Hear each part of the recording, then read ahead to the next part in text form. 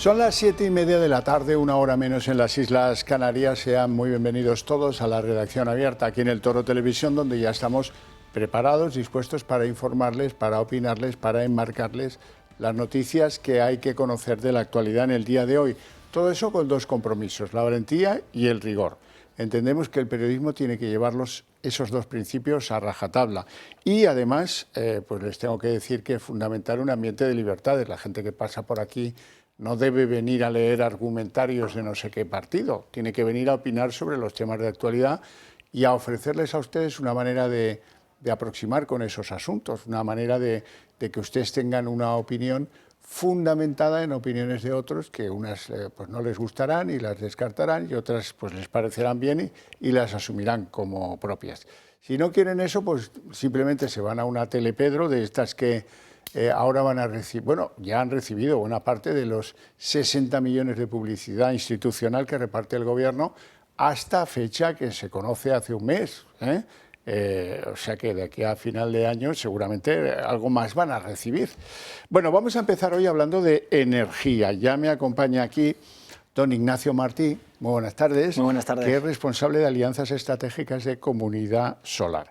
Hemos hablado aquí de cómo hay una variedad, que es el autoconsumo remoto con baterías, que esa es una fórmula innovadora, porque permite que la gran mayoría de la población que no tiene donde poner sus placas solares o sus baterías, pues pueda beneficiarse de unas colectivas entrando a formar parte de los programas de Comunidad Solar. Ahora con alguna ventaja nueva.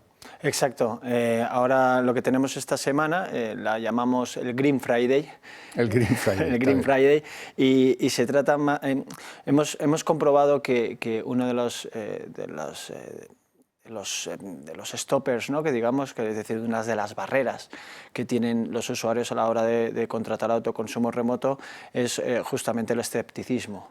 ¿Por qué? Porque es una solución innovadora, es decir, nadie hasta la fecha... Que no se conocía.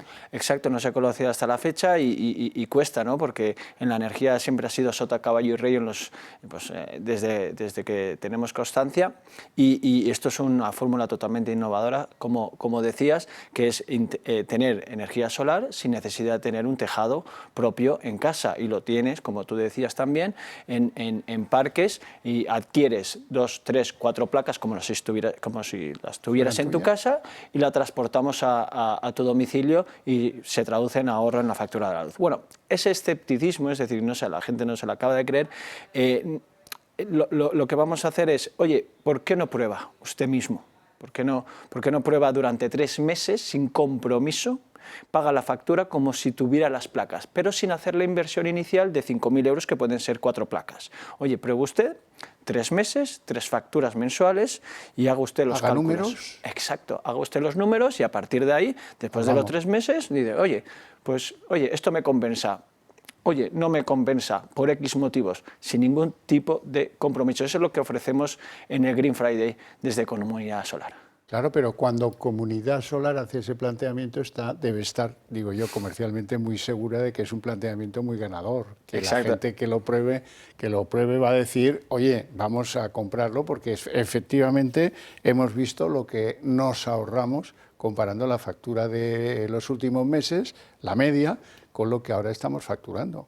Exacto, y lo sabemos y estamos convencidos de ellos por nuestros clientes. Nuestros clientes están encantados y están viendo cómo ahorran en la factura de la luz y date cuenta que son ellos mismos los que recomiendan nuestros productos. Oye, qué mejor... El boca a boca, ¿no? El boca a boca. Y qué mejor, el boca a boca y Toro TV. Qué mejor que probar 3 meses. Oye, y así se rompe la barrera del escepticismo y pueden comprobar de primera mano cómo quedaría su factura suya, solo la suya. Podemos decir cuánto podría ahorrar la familia media, pero en este caso los usuarios, los clientes que hagan la prueba, pueden comprobarlo con sus propios números. Pues te felicito porque es lo que muchos están esperando. Eso es un test de fiabilidad respecto a Comunidad Solar. Y es un test de ahorro respecto a la economía de cada uno en su casa. O sea, que me parece... ¿Cuánta gente debe haber en España que oye esto de la energía solar, pero dice, bueno, yo no tengo tejado en el que poner las placas, me quedo excluido de todo esto. Hay varios estudios, nosotros calculamos entre un 70 y un 80% de la población española que no tiene acceso a la energía solar tradicional, en instalación de placas. ¿Por qué? Porque viven en zonas urbanas. Incluso si viven en chalets y tienen espacio suficiente, pero sin embargo no hay sol en su región. Es decir, estamos hablando del norte de España, por ejemplo. Entonces hay mucha gente que quisiera tener energía solar, que quisiera ahorrar en la producción de energía, olvidarse un poco de lo que sería el sector energético tradicional y empezar a ser independiente desde el punto de vista de energía, y esto es una solución que llevamos llevando durante los últimos 3 años desde Comunidad Solar. Corrígeme si estoy equivocado. Los que sí han acudido a soluciones de una manera o de otra con vosotros o a través de instalaciones en sus propiedades son los grandes consumidores de energía. Ahora queda convencer al gran grueso de las familias españolas que por una razón o por otra, pues no, o porque no tienen el capital para hacer una instalación particular o porque no tienen el lugar donde hacerla, tienen que buscar soluciones imaginativas. Y ahí es donde entráis vosotros. Exacto. Date cuenta que también es un cambio de concepción. Yo lo comparo mucho con en los inmuebles, es decir, tú puedes estar alquilado durante toda la vida o puedes comprar un inmueble, eso te supone una inversión y apretarte el cinturón durante X años, pero ya tienes un activo que es valioso y que a la larga sales ahorrando, ¿no? Pues en la energía es lo mismo, casi prácticamente toda la población española está alquilada y está alquilando la energía durante toda la vida, y eso a la larga, a los 40 años, por ejemplo, una familia media que gasta en factura de la luz 70 euros mensuales, que tampoco puede ser una barbaridad, pero a los 40 años son 16.800 euros, y la energía es un bien que no podemos prescindir de él. Por lo tanto, tienes dos opciones, o resignarte a pagar esos 16.800 euros durante los próximos 40 años, o puedes hacer una inversión de 5.000, 6.000 euros que amortizas en 10 años y los siguientes 30 años te permite ahorrar, que puede ser más o menos. Obviamente, para eso ofrecemos la prueba, pero más o menos de media pueden ser en esos 40 años un ahorro de 13.000 euros. Pues fíjate, con el cántico que yo hago al principio de la libertad y la libertad y la libertad, lo bien que me parecen estas propuestas, porque a los que son capaces de organizar su gasto eléctrico se les abona un bonus de libertad, ¿no? Exacto. Porque ya no van a depender del precio del gas, ya no van a depender de todas estas cosas que nadie acaba sabiendo quién fija. Bueno, pues lo que pasa con los que tienen, por ejemplo, pues máquinas de combustión en casa con derivados del petróleo, que esos pues saben que el petróleo sube, pero nunca saben cuándo el petróleo baja. Libertad. Y esta es una opción que la favorece y por lo tanto pues te felicito, porque me parece que son soluciones que a la larga se van a imponer en la sociedad española, y los pioneros siempre se llevan la ventaja. Y quería señalar solo una cosa más, que en nuestros parques no se ha talado ningún árbol. Es más, nosotros apoyamos a todo el sector agrario y todo el tejido agrario en España. Eso somos muy conscientes de que el sector agrario es importante en este país, y nosotros respetamos enormemente y apoyamos al sector agrario. Bueno, ¿qué debe hacer el espectador que ha sido, pues, o se ha visto interesado por esta propuesta del Green Friday, por ejemplo? Hay dos maneras, una entrando en nuestra web, que es muy fácil de recordar, comunidadsolar.es, y ahí pueden entrar en nuestra web, tener toda la información, y el proceso es como si fuera una contratación, entrando en una calculadora, que les hacemos un estudio y una propuesta totalmente personalizada, gratuita y sin compromiso, y si tienen dudas, que es normal, que es una de las barreras que habíamos dicho, que el escepticismo y la falta de información, oye, pueden llamar al 980 28 12 y nuestros asesores, que no comerciales porque son asesores energéticos, les atenderán con mucho gusto. Ignacio Martí, un placer enorme tenerte en el programa y suerte con la propuesta. Muchísimas gracias. Nosotros continuamos con el ritmo de noticias no tan interesantes de cara a nuestro bolsillo, pero que hay que conocer. Donald Trump, el presidente norteamericano, dice que ya saben que algo va a pasar en Venezuela, ya saben que pues, las compañías aéreas dejan de volar, pues bueno, parece que no vienen buenos tiempos para ese gobierno totalitario de Nicolás Maduro. Dice Trump que está pensando en llamar a Maduro para evitar pues que lo que va a venir en el futuro produzca víctimas, para evitar que haya derramamientos o temas que se desmadren a partir de ese momento. Escuchamos a Donald Trump. Esta semana Estados Unidos ha designado a Maduro como líder de una organización terrorista. Así que, ¿por qué quiere hablar con él si es el líder? Pues porque si podemos salvar vidas, si podemos hacerlo por la vía fácil, está genial. Y si tenemos que hacerlo por las malas, pues también. No voy a deciros cuál es nuestro objetivo, ya deberíais saberlo, pero han causado muchos problemas y han enviado millones de personas a nuestro país. Hay mucho cabreo en el ambiente por un aparatito que se llama baliza, que los automovilistas a partir del 1 de enero tienen que llevar en su vehículo y que es un aparatito redondo con forma de luz que se pone en el tejado del coche cuando el coche realiza una parada que no estaba prevista y que claro está, pues a partir del no estar prevista lo que sucede es que con eso se supone que avisas a los otros conductores de que tu coche está parado en el arcén de la carretera. Lo que pasa es que, en primer lugar, esa baliza no ha sido desplegada en ningún otro país de Europa. Es una cosa made in Spain. Y como cosa made in Spain ha sido bastante lamentable su imposición, los plazos de imposición, porque muchos la compraron, pues qué sé yo, en verano, sabiendo que en enero, mirando que fuera una baliza homologada, y se encuentran con que ahora, a 4 días de que sea obligatoria llevar eso en el coche, nos dicen que no, que esas no son las balizas homologables y que tienen que ser unas balizas que conectan con el sistema de esos luminosos que hay en las autovías, en las autopistas, en las carreteras grandes, importantes, que te dirán hay un vehículo parado a 2 kilómetros. Bueno, para conectar esas balizas y que eso pues pueda resplandecer en esas señales luminosas, resulta que tienen que ser unos aparatos más caros y distintos a los que ya compraron muchos de los españoles que quieren estar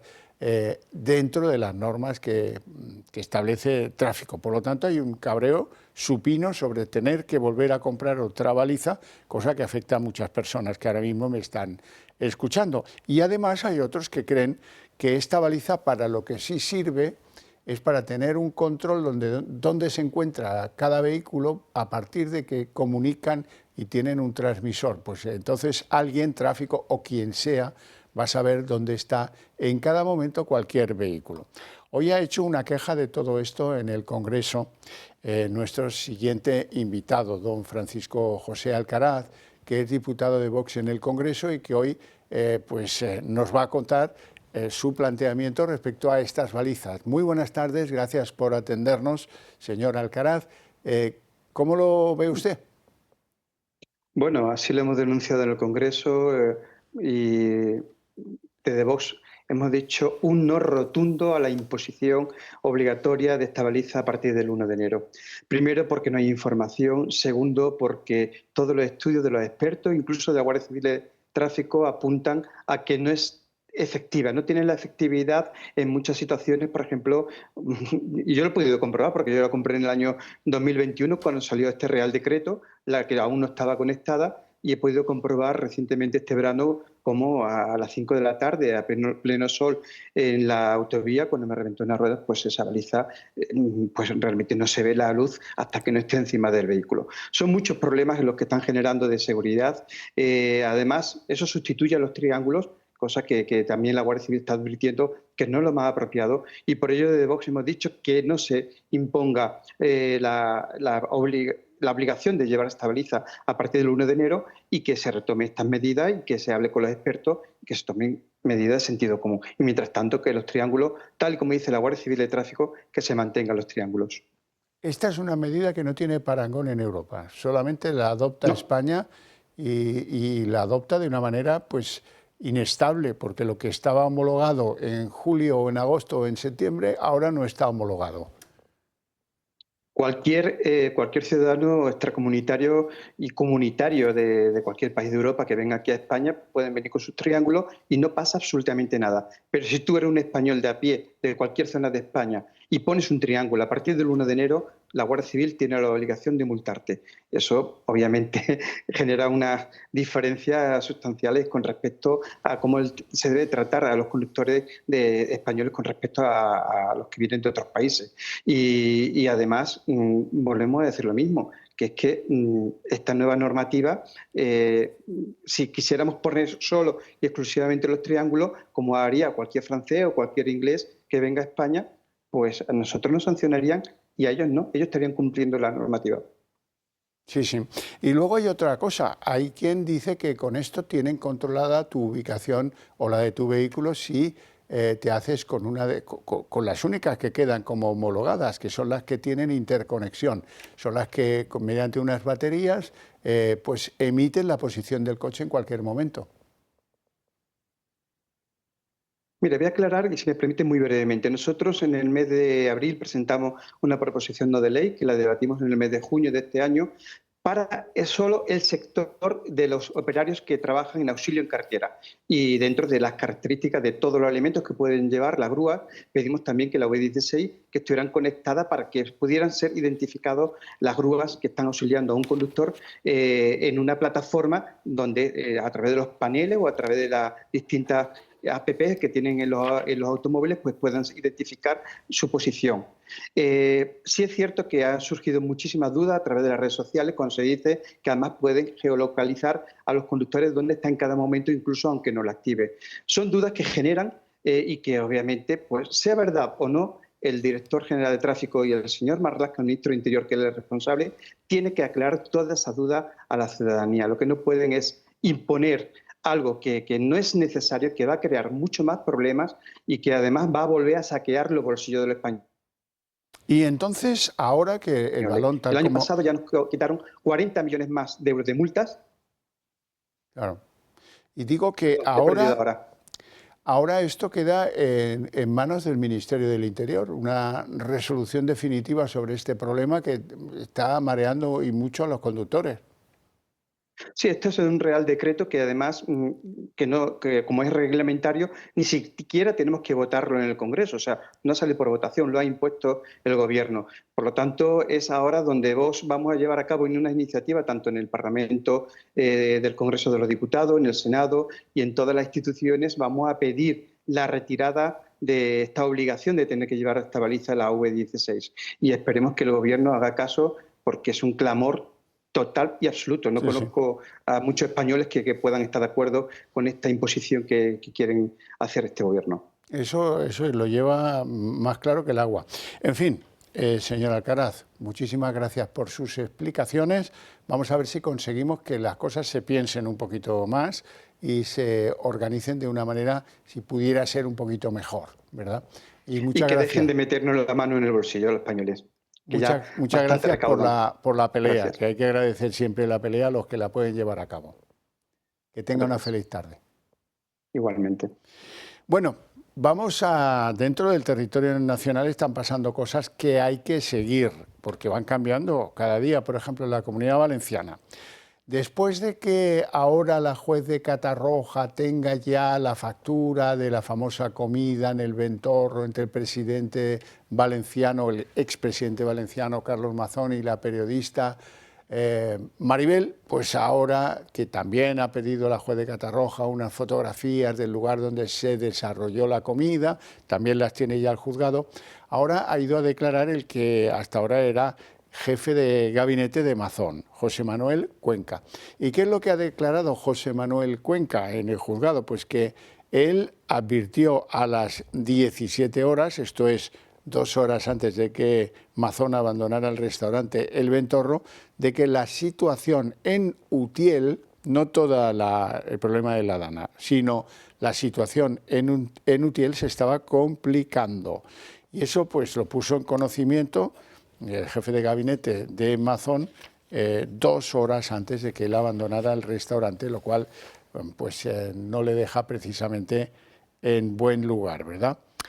Bueno, la juez de Catarroja ya saben que no parará hasta que acabe pues suscitando materia contra Carlos Mazón, eso es bastante obvio, ¿verdad? Y de la Comunidad Valenciana nos vamos a ir a Murcia, porque Murcia, esta madrugada pasada, se ha producido un incendio que nos ha hecho temer a muchos por que no hubiera una desgracia. Afortunadamente, lo primero que hay que decir es que no ha habido heridos y que el incendio se extinguió con bastante rapidez. Se trata del Hospital de Santa Lucía, a las puertas de Cartagena, en la ciudad de Cartagena. Ahí se ha producido un incendio, ha habido una evacuación de buena parte de los enfermos del hospital y, como digo, pues felizmente el incendio, que era muy aparatoso y muy llamativo visualmente, pues al final se ha podido extinguir sin que se haya producido situación de que haya que lamentar de heridos por consecuencia de ese incendio. Y dentro de esa sección que algunas veces os planteo para saber de verdad cómo está España, hoy vamos a hablar de Melilla, porque en Melilla ha caído una red de introducción en España de inmigración ilegal. Una operación policial, como suele ser habitual, ha permitido la detención de 11 personas que estaban involucrados en colar inmigrantes ilegales en la zona, en la ciudad autónoma de Melilla. Eso es lo que vemos ahí en las imágenes de la operación policial y de cómo se ha podido desmantelar esta organización, como digo, de colaboración en que se cuelen en España inmigrantes ilegales. 11 detenidos, como digo. Bueno, y quiero hablaros del Club de Amigos del Toro Televisión porque,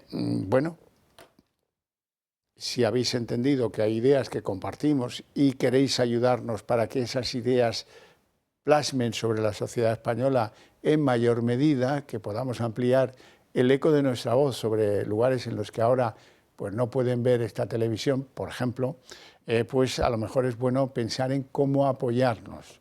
Se nos puede apoyar de muchas formas. En primer lugar, haciéndoos miembros del Club de Amigos del Toro TV. Para ello, pues es muy sencillo, una llamada telefónica 91 616 2464 y en 5 minutos el asunto queda resuelto. Segundo, no sé si sabéis que la ley de donaciones, que es una incorporación que está dentro del cuerpo que regula nuestra declaración de la renta, permite una desgravación en el impuesto de la renta de este año de las donaciones que se han hecho ex novo o arrastrando lo que van facilitando como cuota al Club de Amigos del Toro TV. Eso es mejor que lo consulten en la página web porque hay unos topes. Por ejemplo, si has donado 250 euros, te puedes deducir el 80% de la donación.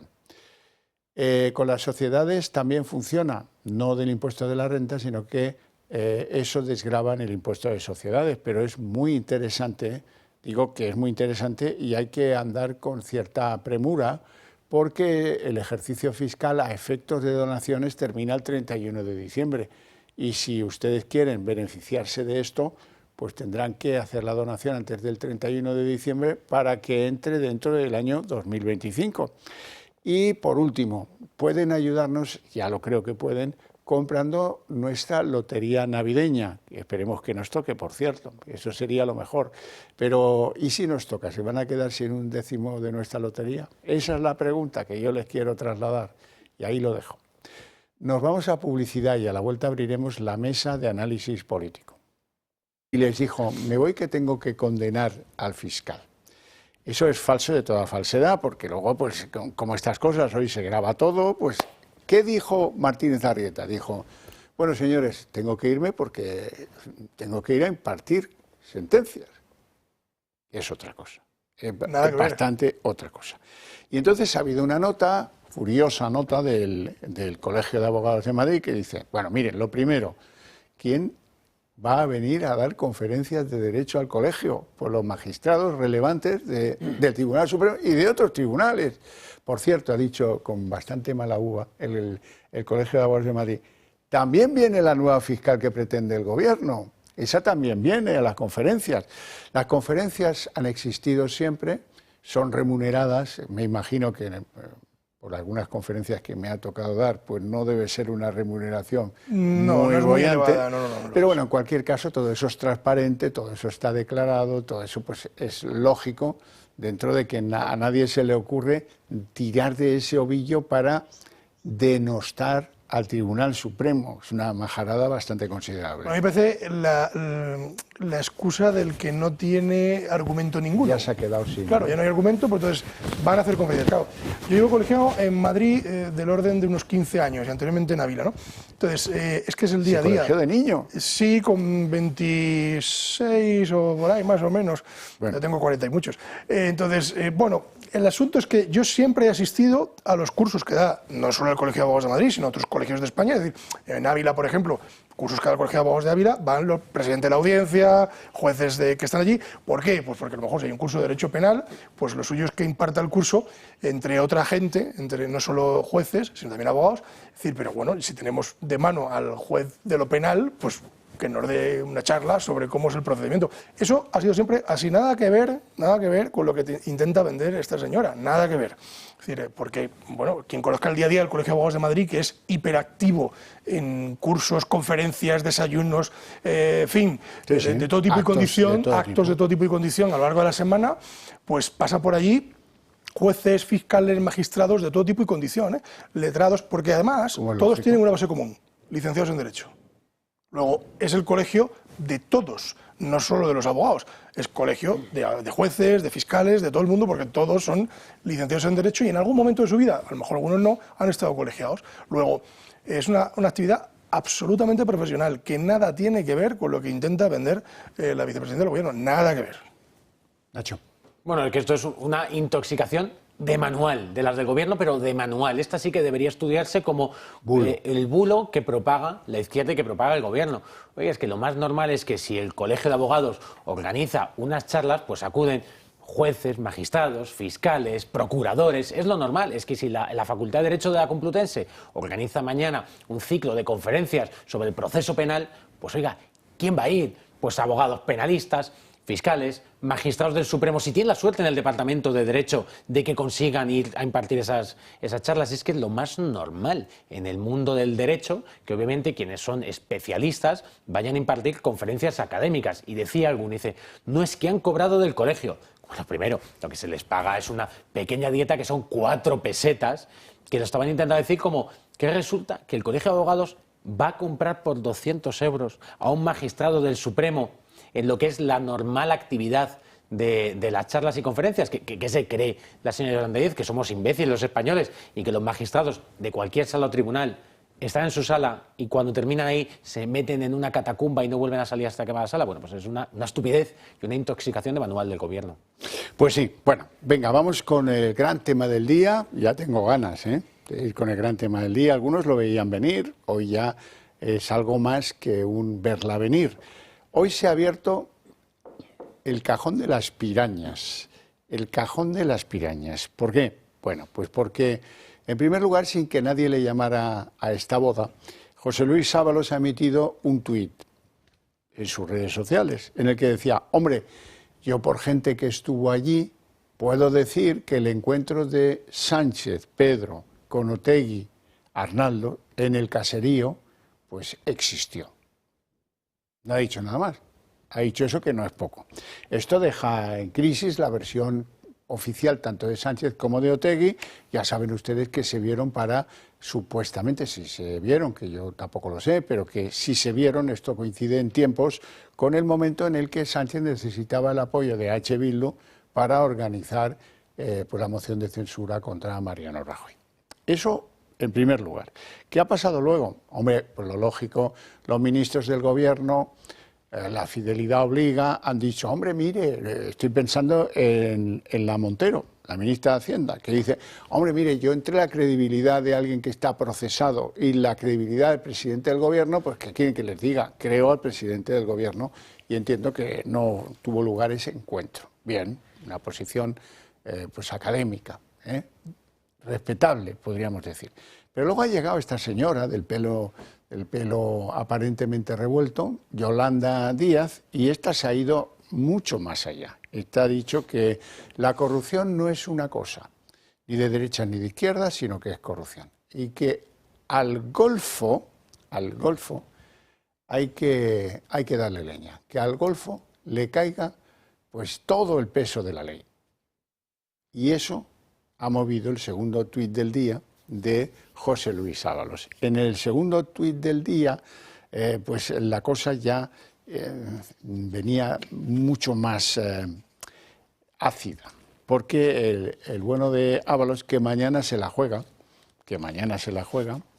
resulta que le dice a la señora Yolanda Díaz, oiga, antes de llamarme a mi golfo, a lo mejor sería bueno que recordásemos que usted, la vivienda que tiene de ministra para vivir la ministra y su familia en tiempos de pandemia, la estaban usando personas que no debían utilizarla. Y hasta ahí la respuesta de Yolanda Díaz la escuchan ustedes en el viento, porque no ha habido ninguna respuesta. Vamos a ver todo este lío que tiene lugar horas antes, como digo, de que se produzca la vistilla. Primero la de Ábalos, luego la de Koldo, ese es el orden que ha estimado oportuno el Supremo por otras consideraciones y, bueno, ahí van a pasar cosas. ¿Qué cosas pueden pasar? Pues, hombre, les recuerdo que lo pide la Fiscalía Anticorrupción, que quiere agravar las medidas que pesan cautelares que pesan sobre Ábalos y sobre Koldo. ¿Qué puede ocurrir? Pues, hombre, que le decreten prisión bajo fianza, o prisión directamente, porque la pena es gorda, le piden 24 años a Ábalos, 19 y medio al otro, o sea que, en fin, que vamos a ver, pero que mañana puede ser un Black Tuesday, porque vaya día mañana para el gobierno. Y ahora se abre la caja de las pirañas, que ya no sabes quién muerde a quién y por qué.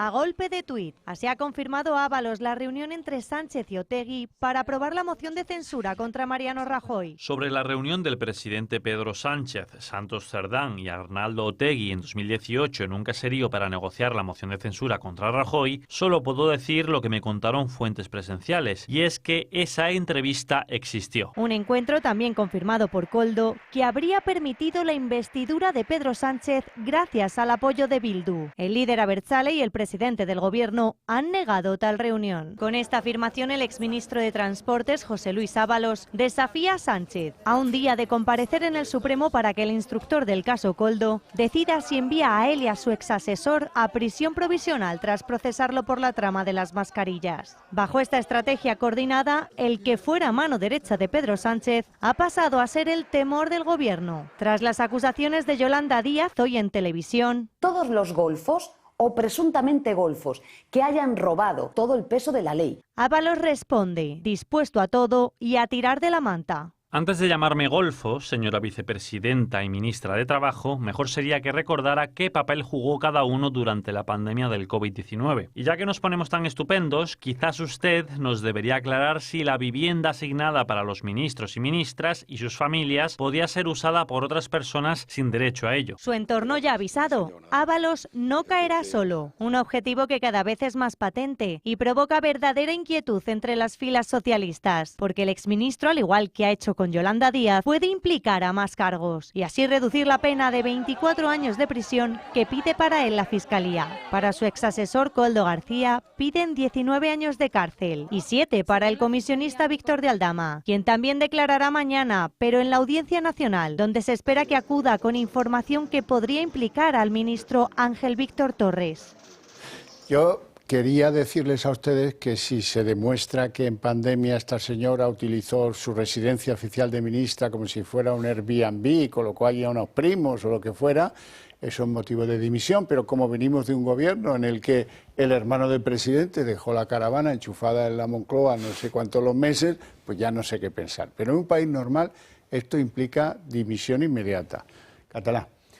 Bueno. Bueno, hace un año, usted y yo en este mismo plató hablábamos de que en algún momento empezarían a surgir los estallidos informativos, porque personas procesadas por lo penal iban a ser asesoradas por sus abogados a favor de que confesasen, porque cuanto más confiesa uno, mejor es el pacto de conformidad que puede establecer con la propia Fiscalía.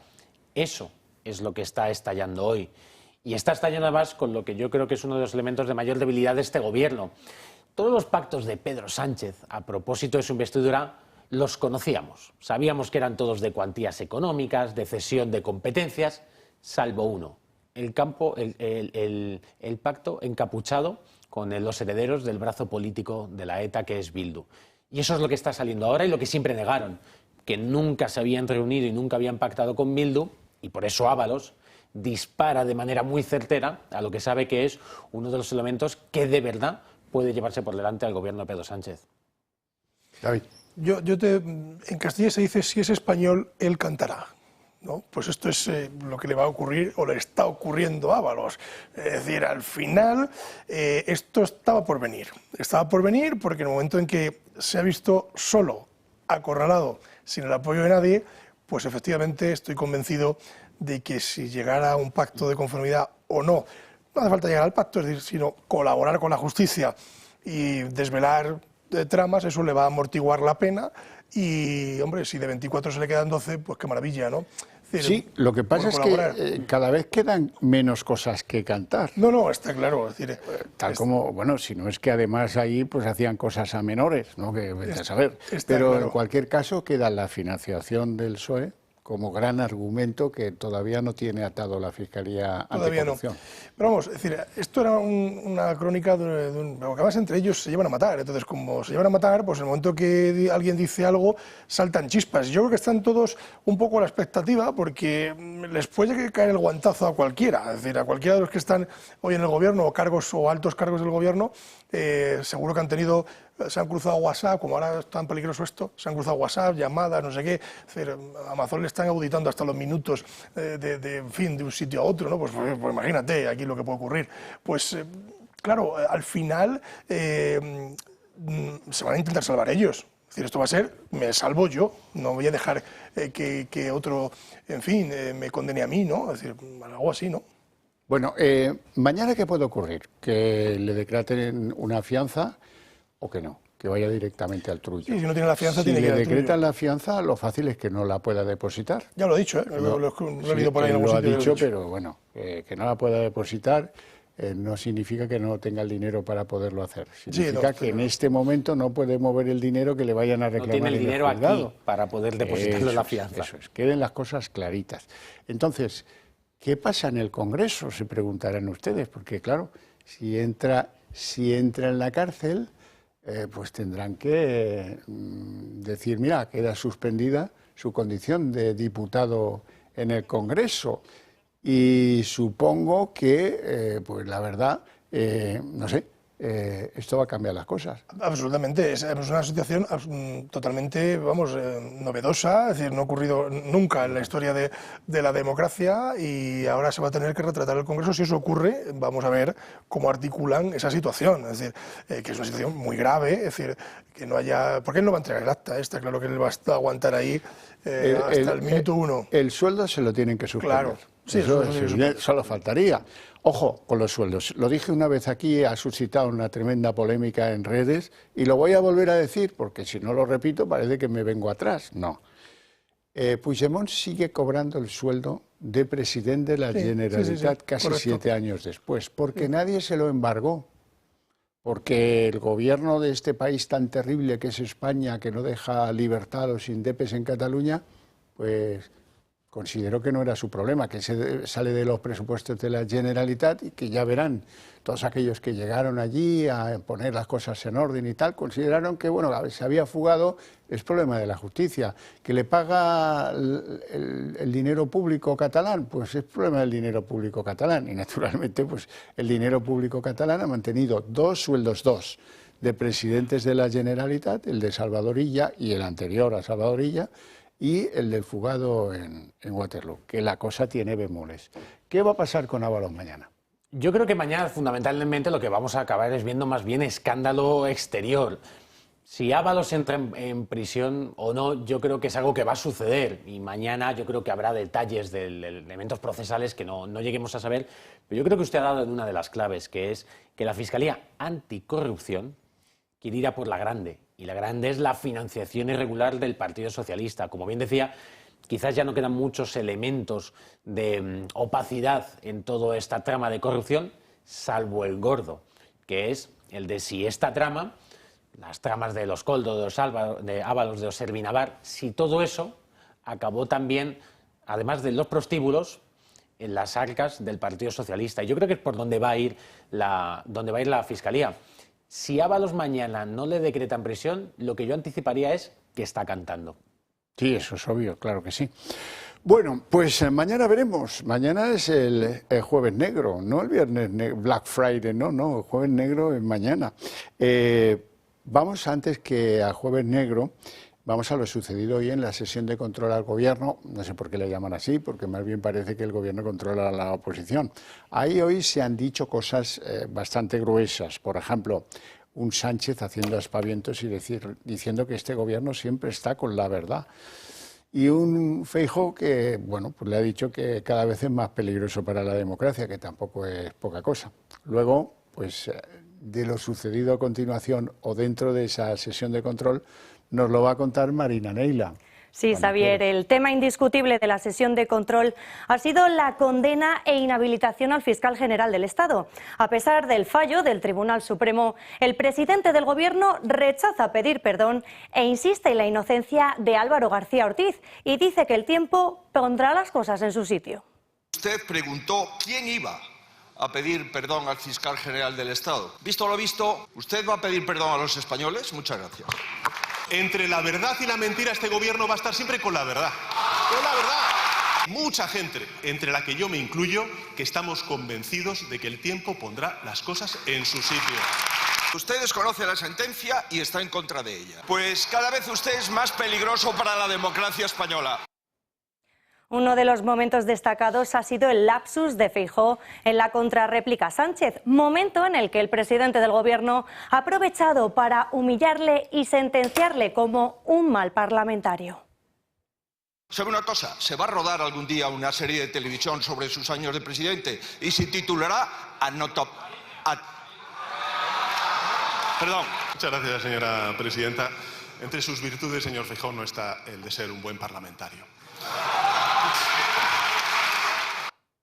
La corrupción, si hubo o no reunión secreta con Otegi, como afirma Koldo, o el tuit de Ábalos asegurando también que existió tal encuentro, han marcado el resto de la sesión en el Congreso. Muchas gracias, Marina. Bueno, un fallo es un fallo. ¿Qué quieren que les diga? Ahora, los que se ganan la vida escribiendo las cosas que tienen que contar los políticos, ahí tienes que hacer una limpia, Alberto, porque, en fin, es que no has visto la serie, ¿no? Como yo tampoco la he visto, por eso no se me ocurriría, por mucho que me lo escriba mi escudero Manuel, pues no se me ocurriría pronunciar anatomía si no he visto la serie, porque para mí eso no significa nada. A eso nos estamos acostumbrando, a que leen cosas porque en el fondo no sienten y no pueden interpretar, o las interpretan mal, que aún es peor, porque entonces entran en juego las risas, que para un político es un correctivo, bueno, con el alto concepto que tienen de sí mismos, un correctivo insufrible. David. Desde luego, quien tiene boca se equivoca, pero efectivamente hay veces que los discursos tienen que ser más incisivos y menos técnicos, o buscar la floritura en el exterior. Sí, buscar la floritura tiene que ser más incisivo. Anda que no podía haberse quedado. Se hará una serie sobre usted y su gobierno por corrupción. Punto. Será una de Gánster, yo qué sé. La anatomía de un instante. Y él aprovecha, Sánchez aprovecha el cocorrón y lo hace de una forma mezquina, porque es una forma mezquina. Eso ya no estamos hablando de parlamentarismo, estamos hablando de un señor que no es buen parlamentario, porque Sánchez no es buen parlamentario, no lo es. Simple y exclusivamente lo que hace es atacar al contrario, mentir en ese de parlamentaria, y su único argumento es la bofetada y la risotada, nada más. Es decir, pero bueno, le acompaña toda la bancada del PSOE, que yo, de esos que aplauden y gritan en el PSOE, ¿de verdad todos se creen lo que dice su jefe? O sea, yo ahora alucino. O sea, porque o los que estamos en esta mesa y nos están viendo en casa, ¿estamos todos locos? O no tiene ningún sentido de que aplaudan las barbaridades, las tonterías que dice este señor en sede parlamentaria. O sea, porque es que es tremendo. Yo creo que el nivel de parlamentarismo en España no ha sido nunca tan bajo como actualmente. Eso es cierto. Nacho. Bueno, lo que quería Feijóo, obviamente, es hacer una comparación entre esta serie que ahora está tan en boga, ¿no?, de Anatomía de un instante, ¿no?, basado en el libro de Javier Cercas, que yo, por cierto, si no han visto, se lo recomiendo. Y yo, la verdad es que, sin que sirva de precedente, voy a estar en contra de lo que opina mi presidente, porque yo creo que sobre Sánchez no es que se vaya a escribir una serie, sino que ya se ha hecho una serie, y se llama Los Soprano. Sí. Mira que es fácil, ¿ves? No te tienes que ir a una serie que a mí, yo no la veo porque no me da la gana, porque la empecé a ver y me pareció un bodrio descomunal. Pero ahí lo dejo, ¿eh? Pues habrá quien le guste. Sus cosas, lo que pasa es que es ficción novelada, o sea, es decir, no es un documental que represente la realidad de lo que pasó, pero bueno. Pues entonces, vamos a ver, ¿en qué nos quedamos? ¿Estamos haciendo la anatomía de un instante o estamos haciendo un cuento chino de un instante? Una ficción de un instante, se diría. Bueno, pues entonces tomémoslo con calma, no es el ejemplo de nada y desde luego no pasará la historia por una de esas series documentales que aportan cosas, ¿no? Bueno, nos vamos a los premios Confilegal, un evento clave en la vida del entorno de los juricatos, no de los suricatos, que esos son unos bichos, juricatos que pues, tienen en Confilegal un vehículo de referencia que una vez al año da unos premios en los que se encuentra Alba Sánchez. Celebramos la 8ª edición de los premios Confilegal, un reconocimiento a la excelencia en el ámbito jurídico y legal en España. Profesionales, representantes del sector, representantes jurídicos se reúnen aquí para premiar la innovación, la trayectoria y el compromiso. Bueno, pues ya tendremos noticias de quiénes son los premiados y todas esas cosas. Nos vamos a publicidad.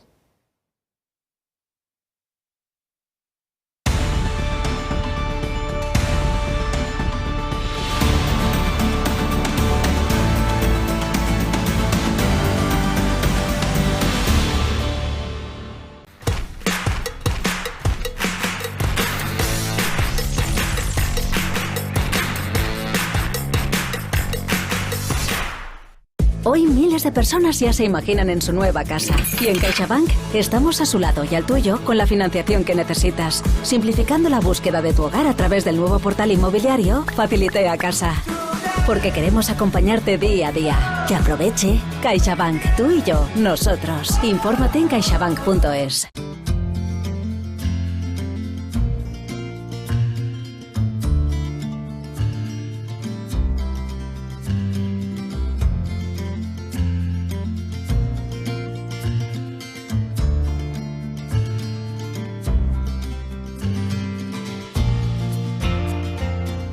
Si enseña su carnet de socio del Club de Amigos, tendrá un 10% de descuento en el total de su factura.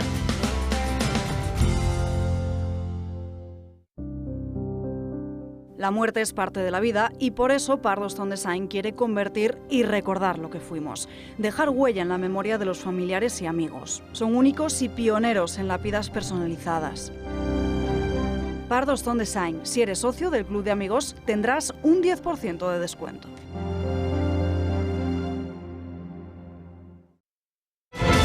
Historias de nuestros médicos, un programa en el que rendimos homenaje a todos los profesionales de la medicina. Una gran ocasión para conocer el lado más personal y profesional de los más prestigiosos doctores de nuestro país. Historias de nuestros médicos con Adolfo Albiste.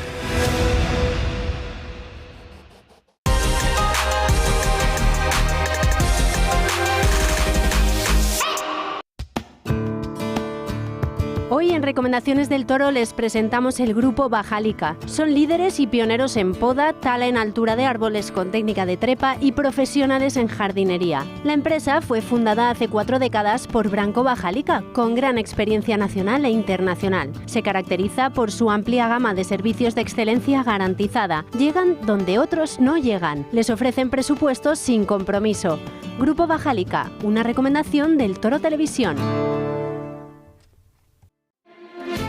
Desde 1912, un clásico con alma vasca. En La Nicolasa, en calle Velázquez 150. Reinterpretamos la tradición con producto de temporada y recetas honestas. Reserva tu mesa online y descubre un espacio donde sabor, historia y buen servicio se unen. La Nicolasa, tu momento especial. Te esperamos. Y si eres socio del Club de Amigos, disfrutarás de un 10% de descuento en el total de tu factura.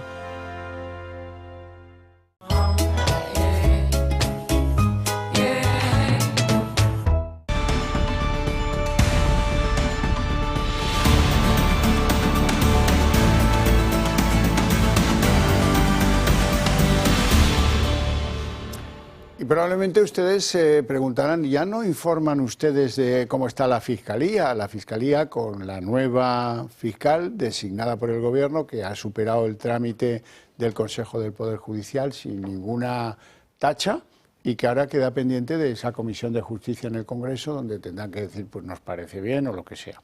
Supongo que dirán que les parece bien, cumple todos los requisitos, lo que sea. Pero puertas adentro, que es donde hay que poner la oreja para escuchar, no tanto en lo de arriba, sino en los movimientos esos telúricos, que luego resulta que, según fuentes de la Fiscalía, hay un intenso rumor. Oiga, es que aquí siguen mandando Dolores Delgado. ¿No lo ven? Que es el sustituto el que ha tenido que salir y esta también es muy amiga de Dolores Delgado y además defendía la ley del solo sí es sí. Bueno, en esas situaciones en las que estamos y esto no parece que se cierren las heridas dentro de la Fiscalía.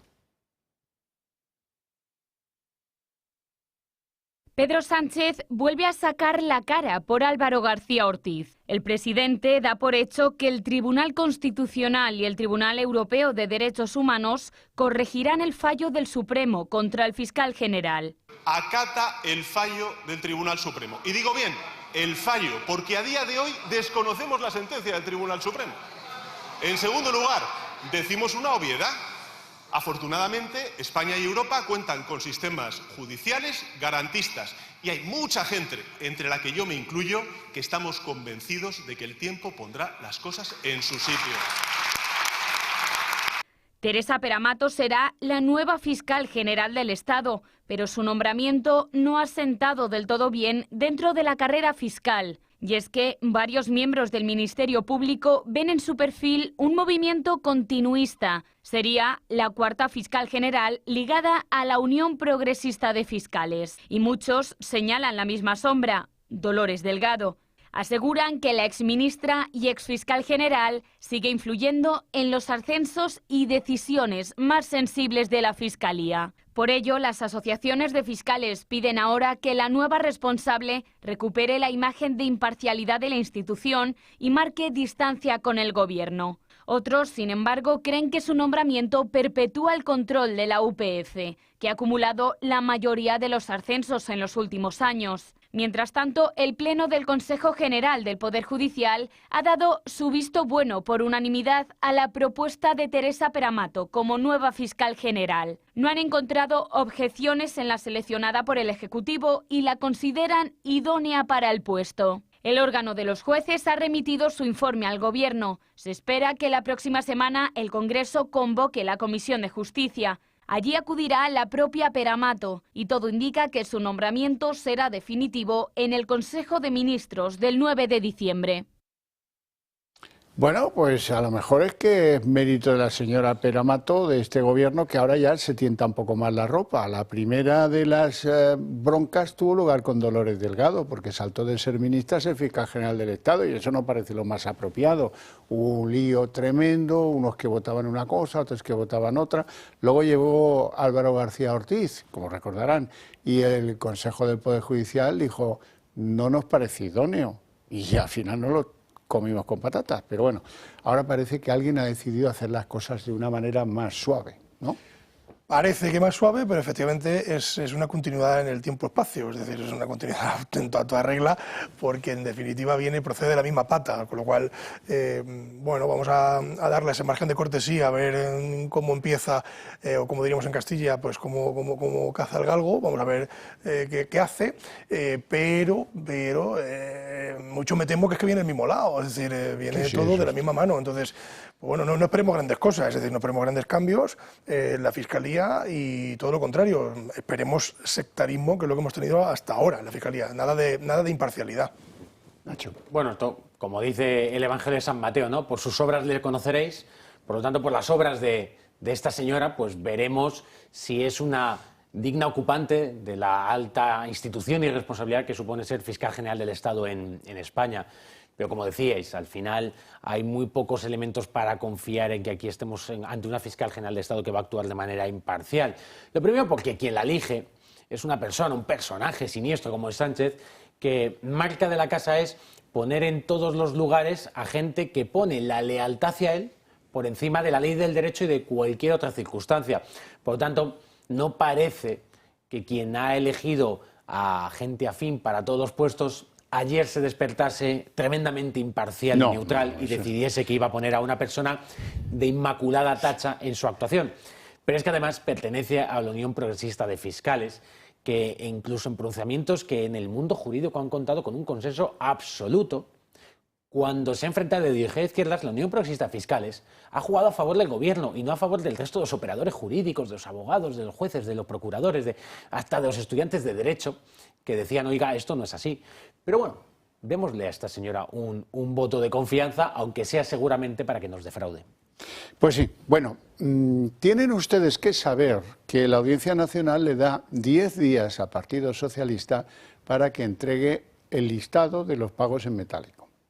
¿De qué fecha a qué fecha? Del 17 al 24. Eso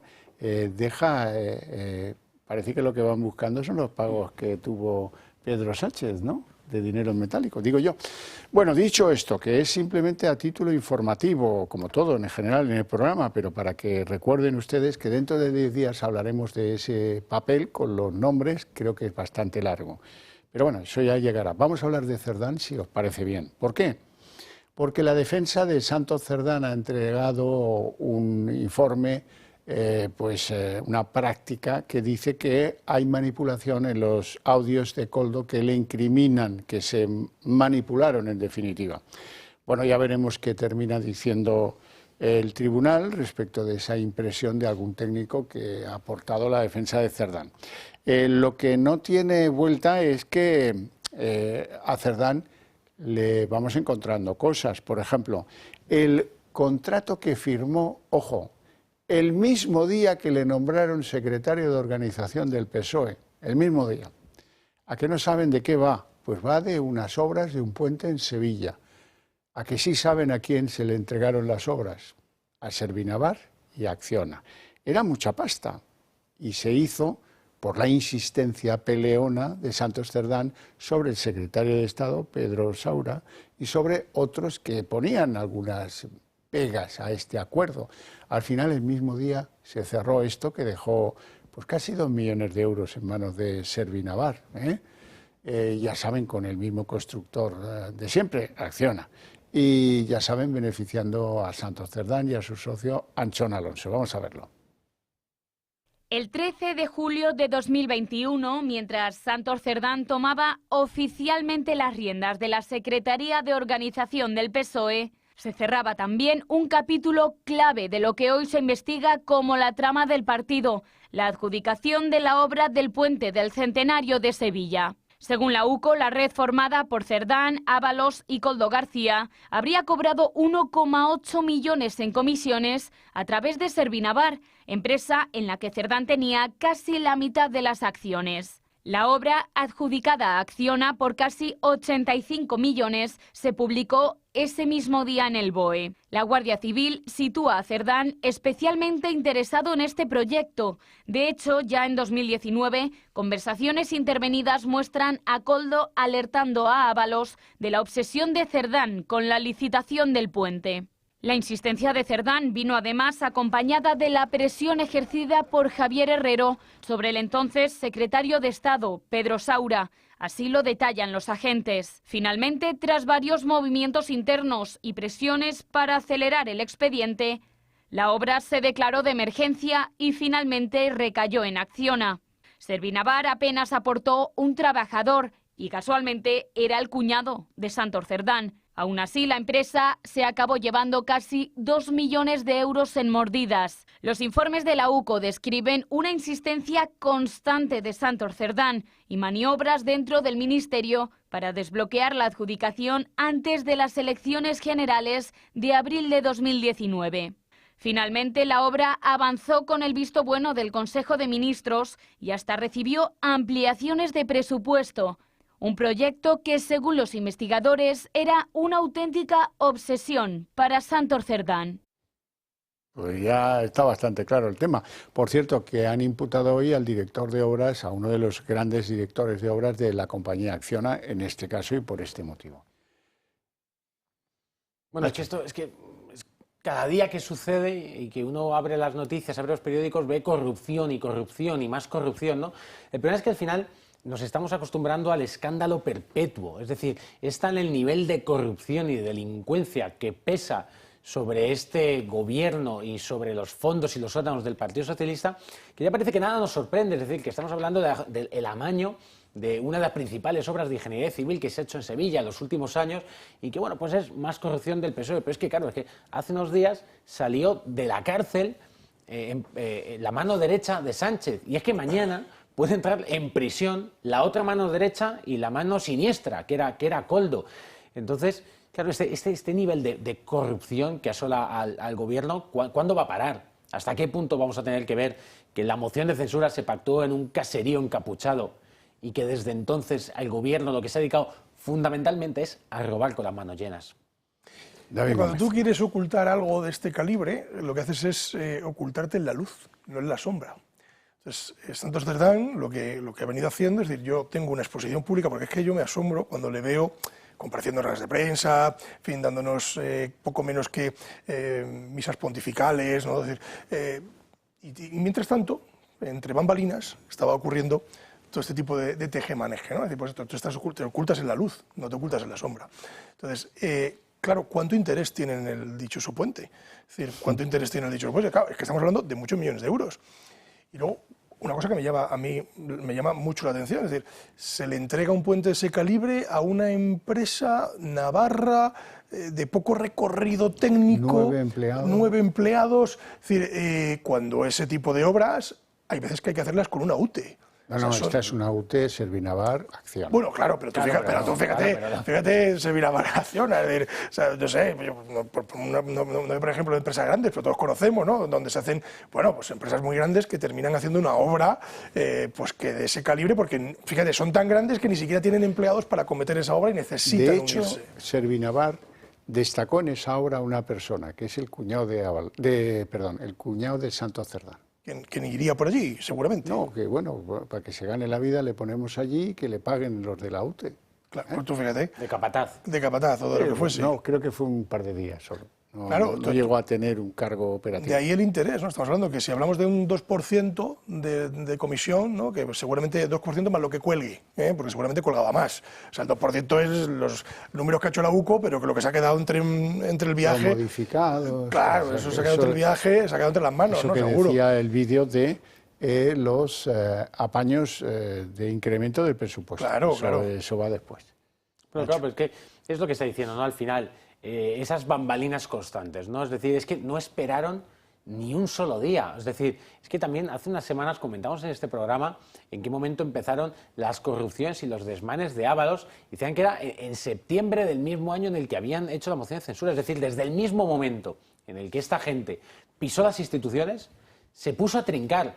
Y quizás, yo creo que también hay que buscar la explicación psicológica de por qué esto es así. Es que no olvidemos que cuando Sánchez retorna a la Secretaría General del Partido Socialista, lo que se le une son lo peor, las excrecencias del Partido Socialista, los apestados, los que nunca se les había dejado participar porque sabían que eran unos sinvergüenzas y que eran unos corruptos y gente de mala vida. Pero esa es la gente que se sube en el Peugeot. Pero fíjate, Nacho, yo creo que, es decir, yo he resumido muchas veces esta cuestión de la siguiente forma. Es decir, Santos Cerdán es un tío hábil. Está claro, es hábil. Ha engañado a todo el mundo, parece ser que ha engañado a todo el mundo, incluso al presidente del gobierno, que lo dudo. Pero bueno, un tío hábil. Entonces, ¿de quién se rodea? De lo que estás diciendo tú. Pues de la debilidad de un ministro, un tonto útil, que es el ministro de Fomento, que es Ábalos, es decir, yo le tengo ahí, que tiene un vicio. Y yo le gestiono el vicio a través del dinero. Y luego tengo a Koldo, que Koldo es un señor que lo que quiere es tener poder y mando. Viene de la nada y de repente se convierte en Dios Todopoderoso. Es el cóctel perfecto. El cóctel perfecto para dirigir un entramado de ese tipo. Es decir, yo controlo y cubro, sé perfectamente que estoy cubriendo las necesidades de la gente que me rodea, que no me va a fallar. Claro, y como eran los del Peugeot, es que yo creo que la clave está muchas veces en el propio Peugeot, es decir, el poder omnívoro del que han disfrutado Ábalos, Koldo y Santos Cerdán viene del propio Peugeot, de que todo el mundo en el Partido Socialista sabían que estos tres señores eran los que iban acompañando a Sánchez. Y te falta el cuarto, ciudad por ciudad. Que es Sánchez. O sea, es el propio Sánchez, si quieres le metemos en lo que te acabo de explicar. Es decir, al final Sánchez también está habido de poder para volver a gobernar el PSOE y entonces se vale de esta gente. Claro, pero Sánchez y le da igual lo que haga. Sánchez al final da un poco menos que un golpe de Estado en el Partido Socialista y se hace con toda la estructura. Y todo el mundo del Partido Socialista sabía que los tres hombres de confianza, los tres hombres fuertes, eran los que se subieron con él a ese coche y se recorrieron España entera. Y cuando llega el momento de la institucionalidad y del poder, nunca nadie se atrevió a decirles que no, porque sabían que eran la guardia de corps de este señor. Y bien que aprovechaban para robar. Y seguramente Sánchez pues también lo sabía, pero es que su interés, como tú estabas diciendo, para él era el poder. Era valerse de ellos. Y por lo tanto, si estos robaban por allá, pues que no se sepa. Y aquí es lo que nos acabamos encontrando. Eso si no se termina por averiguar que las finanzas del PSOE se beneficiaban de todos estos tejemanejes en algún porcentaje. Pero fíjese, ¿hasta qué punto? Pues, tuvimos en la Comisión de Investigación del Senado hace 2 días, tuvimos al delegado del Gobierno, que por cierto es también miembro secundario, pero de la banda también. Y le preguntaban sobre una página web pantalla que crearon al margen de las cuentas del Partido Socialista para sufragar la campaña del Peugeot. Y entonces le preguntaban, claro, ustedes crearon eso porque como los partidos tenemos que decir claramente quién hace donaciones y de cuántas hace, ustedes lo hacen de un punto aparte. Y le preguntaban en concreto por las donaciones más turbias que ha recibido nunca Sánchez en su carrera política, que son las procedentes de los beneficios de la sauna de prostitución de su suegro. Es que de ahí viene todo. Por lo tanto, ¿qué nos va a escandalizar después de eso? Si el origen está pagado con prostitución. Bueno, vamos al Congreso de nuevo porque ahí ha habido un enfrentamiento interesante entre María Jesús Montero y Esther Muñoz, la portavoz del PP, en torno, fíjense en qué cosas están en el Congreso, a la imagen internacional de Pedro Sánchez. Se va, señor presidente, no sabemos si en la agenda le han puesto un TikTok o mirarse al espejo. ¿Hace cuánto que no va usted al supermercado? ¿Usted sabe cuánto cuesta una docena de huevos? ¿1 litro de aceite? ¿1 kilo de carne? ¿Hace cuánto que usted no busca un piso para alquilar? ¿Usted sabe cuál es el salario más frecuente entre los españoles? 1.290 euros brutos al mes, es decir, antes de que pase usted por su nómina. ¿Le parece bien? Salga usted y diga que con eso se vive bien y que España vaya como un tiro. El país referente en la ampliación de derechos, de libertades, del matrimonio igualitario, el país que amplía los permisos por nacimiento. Esta es la imagen que tienen el resto del mundo de lo que ocurre en nuestro país, de lo que ocurre en España. Por tanto, sí, creo, señoría, que el presidente Sánchez proyecta una gran imagen de nuestro país. O una gran mentira. Que nosotros que somos el referente en conquista de derechos, pero somos el referente por soltar violadores a la cárcel, por soltar a los peores violadores de este país con una ley que lo que hizo fue reducir sus condenas. Si estamos en todos los medios de comunicación por la corrupción apestosa que rodea a este gobierno, si es que estamos en los papeles de todos los periódicos, incluso los que decía Pedro Sánchez que leía, como el Financial Times o el The Economist, que a él le sonaba muy fino, publican editoriales y artículos diciendo que es inaudito que en una democracia europea y liberal como la nuestra, el fiscal general del Estado sea condenado como delincuente por violar los derechos de quien precisamente él tenía la obligación de proteger. Eso, por desgracia, es lo que somos hoy en el mundo.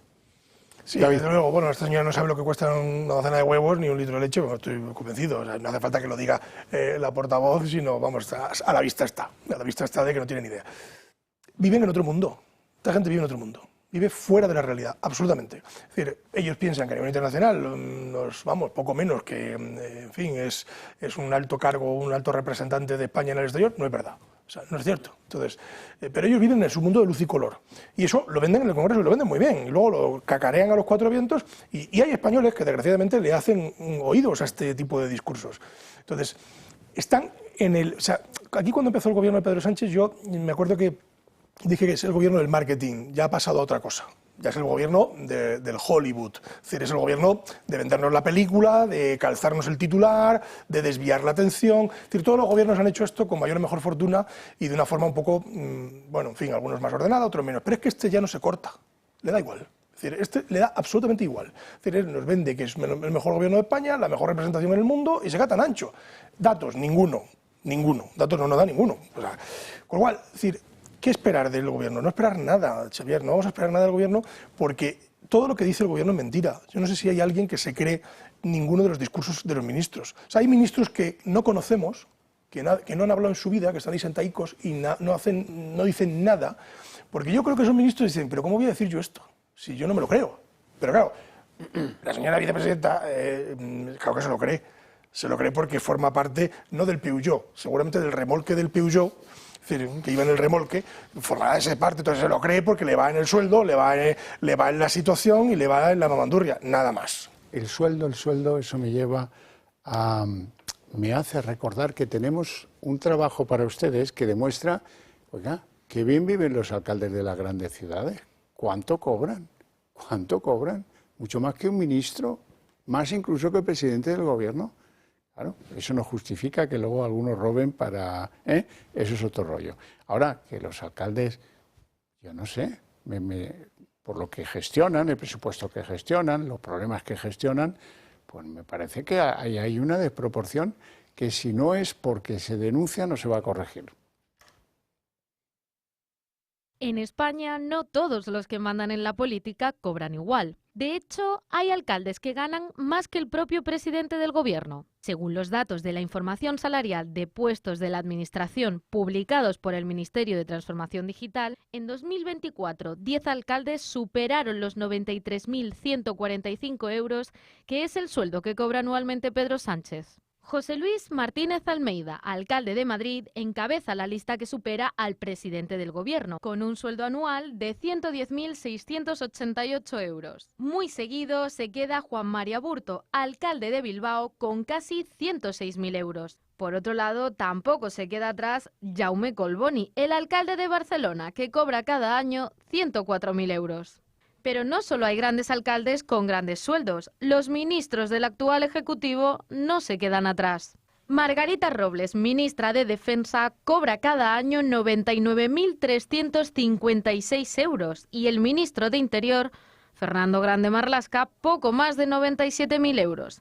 Incluso la vicepresidenta primera y ministra de Hacienda, María Jesús Montero, aparece en la lista con un sueldo superior al del presidente, concretamente con unos 93.145 euros anuales. Y si hacemos una traducción mensual, podemos discernir que los alcaldes mejor pagados de España rondan unos 9.000 euros brutos al mes, mientras que el presidente del gobierno se estaría embolsando unos 7.700 euros, con un dato muy importante a tener en cuenta. Dietas, asistentes personales o desplazamientos, entre otros, se les pagan aparte. Hagamos abstracción de los nombres, de los apellidos y de los partidos políticos que representa cada uno. No tiene sentido que el alcalde de Bilbao, por poner un ejemplo que no afecte a Almeida o a Collboni, cobre más que Carlos Cuerpo. No tiene el menor sentido. Bueno, yo les daba mi sueldo como concejal de Hacienda, 50 euros por pleno, un pleno al mes, y el resto del tiempo gratis et amore. Claro. Es decir, yo les tendría así sin ningún tipo de problema, que es lo que me pagaban a mí en dietas. 50 euros por un pleno. Ya está. Yo alucino con los sueldos, entre otras cosas porque no hay nunca, esto ya pasó con otros sectores, no solo con el de la política, ¿no? Es decir, también, si nos vamos a la policía, también tenemos la guerra ahí. Es decir, pero claro, estamos hablando de que tendríamos que coger al presidente del gobierno y de ahí para abajo cobrar. O sea, yo no quiero ser presidente del gobierno, yo quería ser alcalde. Vamos, maravillosamente, nada a parar. Es decir, yo quiero ser alcalde y si es posible de una ciudad, no Madrid, una ciudad un poco más tranquila. Inaugurar cosas. Claro, por lo menos la mía de Ávila o de Bilbao, que tampoco estaría mal. Y bueno, pues ahí inauguras cosas, tienes un montón de equipo y además encima, curiosamente, los alcaldes tienen bastante más estructura en proporción que el propio presidente del gobierno, porque los alcaldes en definitiva tienen mucha más, digamos, gente que les rodea que pueden ejecutar cosas en el momento, es decir, personal de obra, seguridad, o sea, todo lo tienen a mano, es decir, lo llaman la administración cercana, ¿no? Pues es la administración más cercana que existe al ciudadano y es verdad. Pero vamos, yo creo que esto en algún momento hay que ponerle coto, en algún sitio hay que ponerle el freno y decir, oiga, no, usted cobra aquí, cobra allá. Como se les puso a los miembros del gobierno, ¿no? Efectivamente. Pero fíjate que ya se puso coto una vez. Sí. El Partido Popular en el año 2013 modifica la ley de bases del régimen local y establece que los alcaldes pueden como mucho cobrar como un secretario de Estado.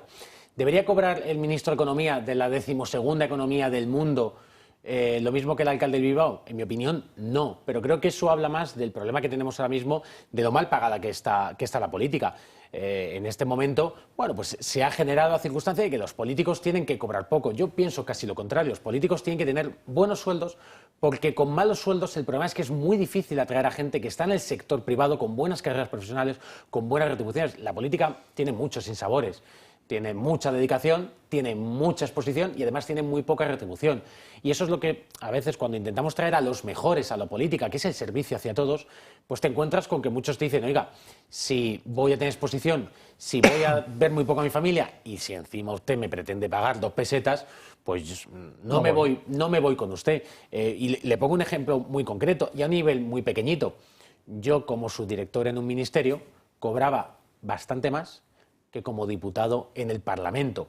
Creo que socialmente hay que hacer una reflexión y ver que además el hecho de pagarle poco a los políticos, lo único que nos ha llevado es a las noticias que nos han precedido, a que los peores estén en la política y que los mejores estén en la empresa privada en muchos casos. Bueno, cambiamos de tema porque parece que Estados Unidos está también recabando información a España sobre las actividades del exministro José Bono en Venezuela. Los investigadores americanos han identificado a este antiguo dirigente socialista como el que introdujo a Zapatero en el régimen de Maduro. Y ambos los dos, tanto Zapatero como Bono, no pasan por un momento muy gozoso en lo que toca a lo que pueda decidir la administración americana después del cante que dio allí Hugo Pollo Carvajal, que fuera jefe de los servicios secretos venezolanos, el general que fue extraditado por España.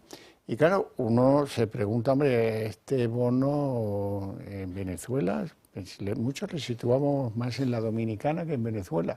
Pero en cualquier caso, cuidado con la administración Trump, que da zarpazos. No solo da zarpazos, sino que tiene, pues, probablemente cuando pide este tipo de información es porque ellos ya la tienen. O sea, o al menos tienen bastante información o la sospechan con bastante claridad.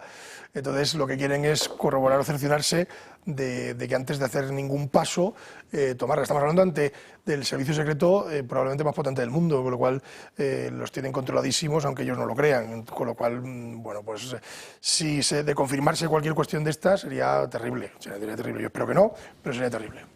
Bueno, es que yo creo que la izquierda española, y en concreto el Partido Socialista de Venezuela, es una de las cosas que yo creo que más nos deberían abochornar como país, ¿no? O sea, que tengamos un país hermano como es Venezuela, que esté bajo el yugo de una dictadura abyecta, como era la de Chávez y ahora la de Maduro, y que nuestra izquierda, en vez de estar supuestamente defendiendo lo que ellos dicen que son las libertades y los derechos, estén apoyando un régimen dictatorial y, lo peor de todo, haciendo negocios. Como le decía, yo creo que es algo que como país nos debería bochornar.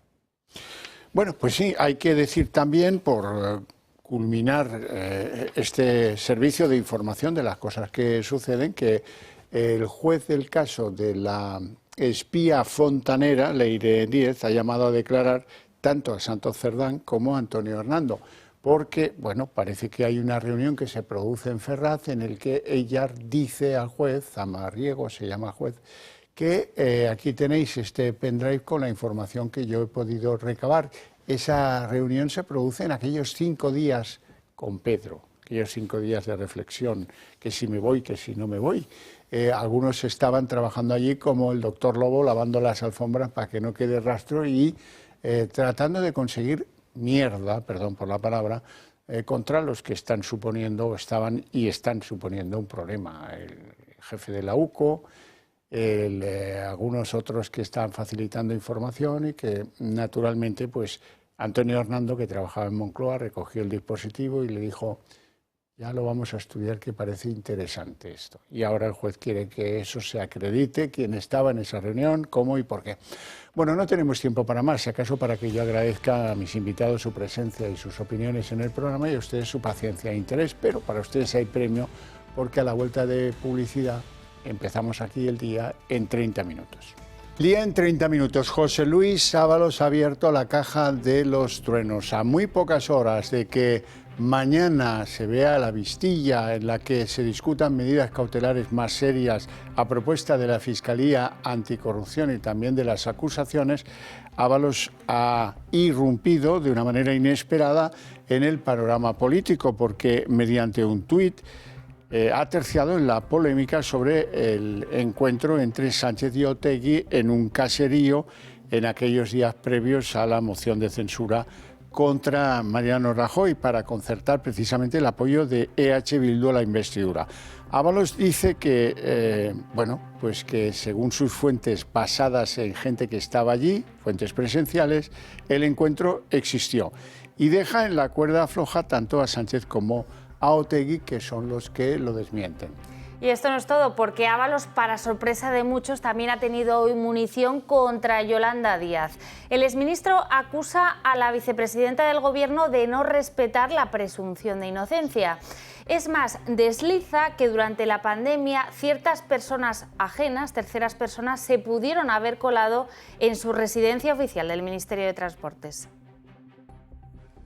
A golpe de tuit, así ha confirmado Ábalos la reunión entre Sánchez y Otegi para aprobar la moción de censura contra Mariano Rajoy. Sobre la reunión del presidente Pedro Sánchez, Santos Cerdán y Arnaldo Otegi en 2018 en un caserío para negociar la moción de censura contra Rajoy, solo puedo decir lo que me contaron fuentes presenciales, y es que esa entrevista existió. Un encuentro también confirmado por Koldo que habría permitido la investidura de Pedro Sánchez gracias al apoyo de Bildu. El líder abertzale y el presidente del Gobierno han negado tal reunión. Con esta afirmación, el exministro de Transportes, José Luis Ábalos, desafía a Sánchez a un día de comparecer en el Supremo para que el instructor del caso Koldo decida si envía a él y a su exasesor a prisión provisional tras procesarlo por la trama de las mascarillas. Bajo esta estrategia coordinada, el que fuera mano derecha de Pedro Sánchez ha pasado a ser el temor del Gobierno. Tras las acusaciones de Yolanda Díaz hoy en televisión, todos los golfos o presuntamente golfos que hayan robado todo el peso de la ley. Ábalos responde, dispuesto a todo y a tirar de la manta. Antes de llamarme golfo, señora vicepresidenta y ministra de Trabajo, mejor sería que recordara qué papel jugó cada uno durante la pandemia del COVID-19. Y ya que nos ponemos tan estupendos, quizás usted nos debería aclarar si la vivienda asignada para los ministros y ministras y sus familias podía ser usada por otras personas sin derecho a ello. Su entorno ya ha avisado. Ábalos no caerá solo, un objetivo que cada vez es más patente y provoca verdadera inquietud entre las filas socialistas, porque el exministro, al igual que ha hecho con Yolanda Díaz, puede implicar a más cargos y así reducir la pena de 24 años de prisión que pide para él la Fiscalía. Para su exasesor Koldo García piden 19 años de cárcel y 7 para el comisionista Víctor de Aldama, quien también declarará mañana, pero en la Audiencia Nacional, donde se espera que acuda con información que podría implicar al ministro Ángel Víctor Torres. Bueno, aunque en el grupo mixto Ábalos mantiene a día de hoy su escaño en el Congreso de los Diputados. Esta situación, ojo, podría cambiar si mañana ingresa en prisión preventiva. Así lo prevé el reglamento de la Cámara Baja. Los diputados quedarán suspendidos de sus derechos y deberes parlamentarios si se hallan en prisión preventiva. Es decir, no podrá ejercer su derecho al voto ni tampoco cobrar su sueldo. El precedente más claro es el de los presos del Procés, Junqueras, Turull Rull Sánchez y Josep Rull obtuvieron escaño en las elecciones de 2019. Pese a ello, la mesa del Congreso acordó que, estando en prisión preventiva, no cobrarían ni un euro de sueldo de la Cámara. El gobierno progresista de Pedro Sánchez es hoy una caja de pirañas hambrientas. Primero ese tuit de Ábalos, contra pronóstico, sin que nadie le llamara, que dice que, según fuentes presenciales, le han comunicado que esa reunión en el caserío entre Pedro Sánchez y Otegi existió. Y ya son dos los que lo dicen: Koldo, el que fue el presunto chofer de Pedro Sánchez, y ahora Ábalos, el antiguo jefe de Koldo. Un terremoto a horas de que Ábalos se enfrente con esa vistilla que puede enviarle a prisión provisional mañana. La reacción de los socialistas en el gobierno ha sido muy moderada, sospechosamente moderada incluso. Dicen pues las generales de la ley que da más credibilidad a Sánchez que la que tiene un procesado, como es el caso de Ábalos. Y no dicen nada más, se quedan así como de lado. Pero otros han querido morder con diente de piraña a Ábalos, y el cuentito de Yolanda Díaz destaca. Dice la vicepresidenta de Sumar que corrupción es corrupción, que no es ni de derechas ni de izquierdas, es corrupción. Y que los que han sido unos golfos, a esos que les caiga todo el peso de la ley. Uy, lo que dijo, la afirmación en una de las telepedros que hacen declá de Pedro Sánchez, llegó enseguida a oídos de Ábalos, y ahí pues es cuando las pirañas atacan sin piedad al cebo. Ábalos dice que antes de llamarle golfo, la señora vicepresidenta tendría que recordar que pasaba en tiempos de la pandemia, cuando su vivienda oficial, esa asignada a los ministros y sus familias, era, según Ábalos, usada por quien no tenía derecho a hacerlo. ¿Qué ocupas puso allí Yolanda Díaz? Pues ya lo veremos. De momento, lo que sí sabemos es que a Yolanda Díaz le afecta una afonía que la impide hablar y dar explicaciones al respecto. En fin, señores, que vienen días de pirañas hambrientas. El mejor consejo que yo puedo darles es que hagan acopio de palomitas y que se sienten tranquilos ante el televisor, porque vienen momentos de emociones fuertes, y eso que el público español está bastante curado de espantos. Bueno, y cuando parecía que Pedro Sánchez se ponía de perfil con el fiscal general del Estado, hoy ha dado un paso más en su defensa. Ha sido en el Congreso. Allí el presidente del Gobierno ha dado por hecho que habrá enmienda judicial a la condena del Supremo y que vendrá de parte o del Constitucional o de la Justicia Europea. Es más, van a escuchar que Sánchez se apropia de la línea más dura de una parte de su Ejecutivo y llega incluso a cuestionar que haya tardado tanto, que siga tardando tanto en publicarse la sentencia. Pedro Sánchez vuelve a sacar la cara por Álvaro García Ortiz. El presidente da por hecho que el Tribunal Constitucional y el Tribunal Europeo de Derechos Humanos corregirán el fallo del Supremo contra el fiscal general. Acata el fallo del Tribunal Supremo. Y digo bien, el fallo, porque a día de hoy desconocemos la sentencia del Tribunal Supremo. En segundo lugar, decimos una obviedad. Afortunadamente, España y Europa cuentan con sistemas judiciales garantistas, y hay mucha gente, entre la que yo me incluyo, que estamos convencidos de que el tiempo pondrá las cosas en su sitio. Teresa Peramato será la nueva fiscal general del Estado, pero su nombramiento no ha sentado del todo bien dentro de la carrera fiscal. Y es que varios miembros del Ministerio Público ven en su perfil un movimiento continuista. Sería la cuarta fiscal general ligada a la Unión Progresista de Fiscales. Y muchos señalan la misma sombra: Dolores Delgado. Aseguran que la exministra y exfiscal general sigue influyendo en los ascensos y decisiones más sensibles de la Fiscalía. Por ello, las asociaciones de fiscales piden ahora que la nueva responsable recupere la imagen de imparcialidad de la institución y marque distancia con el Gobierno. Otros, sin embargo, creen que su nombramiento perpetúa el control de la UPF, que ha acumulado la mayoría de los ascensos en los últimos años. Mientras tanto, el Pleno del Consejo General del Poder Judicial ha dado su visto bueno por unanimidad a la propuesta de Teresa Peramato como nueva fiscal general. No han encontrado objeciones en la seleccionada por el Ejecutivo y la consideran idónea para el puesto. El órgano de los jueces ha remitido su informe al Gobierno. Se espera que la próxima semana el Congreso convoque la Comisión de Justicia. Allí acudirá la propia Peramato y todo indica que su nombramiento será definitivo en el Consejo de Ministros del 9 de diciembre. La sesión de control al Gobierno, semanalmente, tal día como hoy, miércoles, se ha convertido en una sesión de cosas veredes Sancho, porque, bueno, por un lado, Sánchez dice que el Gobierno siempre está con la verdad. Y por otro lado, Feijóo le reprocha que es cada vez más peligroso para la democracia. Luego, es verdad que Feijóo ha rozado el ridículo tratando de vincular a Sánchez con una serie de televisión de la que no ha sido capaz de pronunciar el título. El resto, pues ya se lo pueden ustedes imaginar.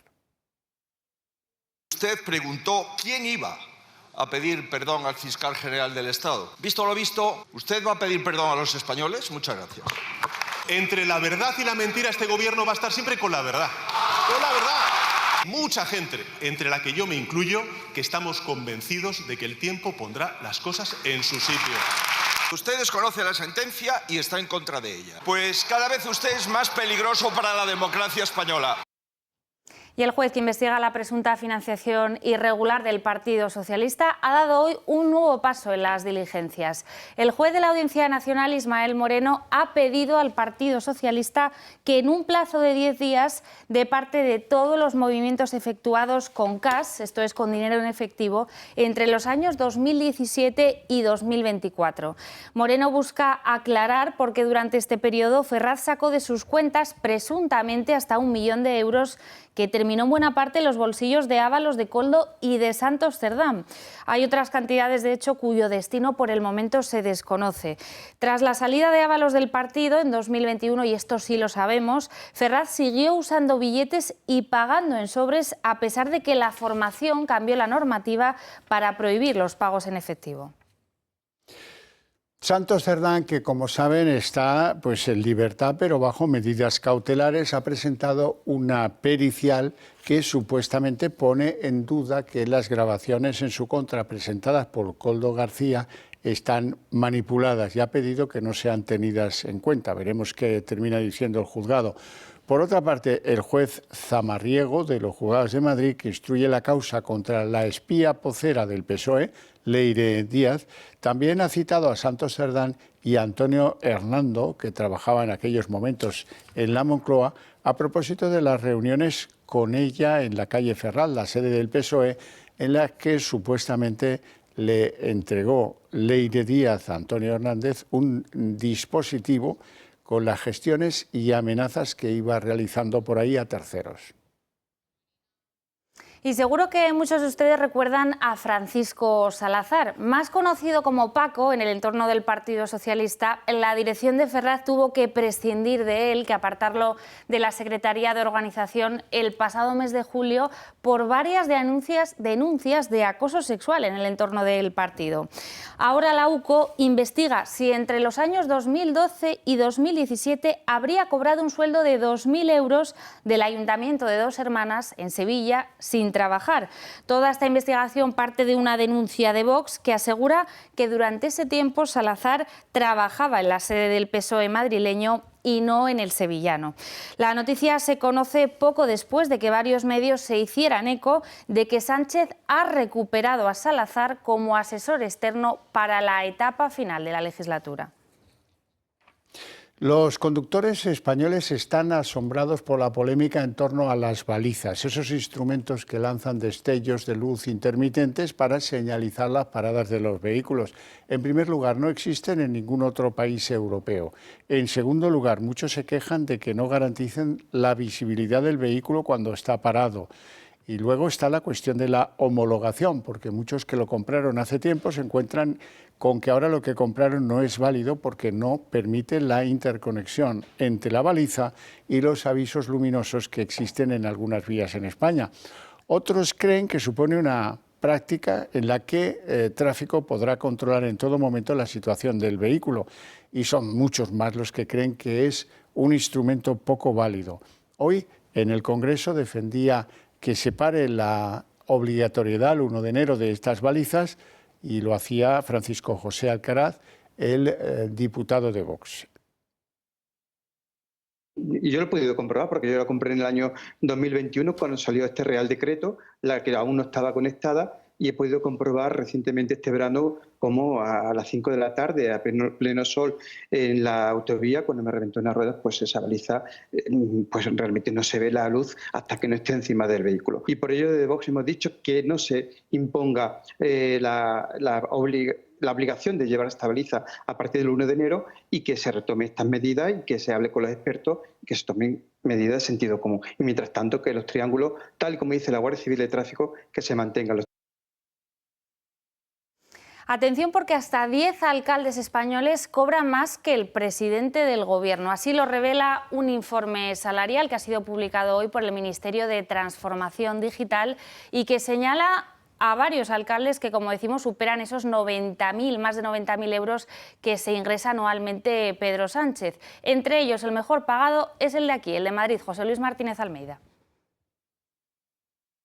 En España, no todos los que mandan en la política cobran igual. De hecho, hay alcaldes que ganan más que el propio presidente del Gobierno. Según los datos de la información salarial de puestos de la Administración publicados por el Ministerio de Transformación Digital, en 2024 10 alcaldes superaron los 93.145 euros, que es el sueldo que cobra anualmente Pedro Sánchez. José Luis Martínez Almeida, alcalde de Madrid, encabeza la lista que supera al presidente del Gobierno, con un sueldo anual de 110.688 euros. Muy seguido se queda Juan Mari Aburto, alcalde de Bilbao, con casi 106.000 euros. Por otro lado, tampoco se queda atrás Jaume Collboni, el alcalde de Barcelona, que cobra cada año 104.000 euros. Pero no solo hay grandes alcaldes con grandes sueldos, los ministros del actual Ejecutivo no se quedan atrás.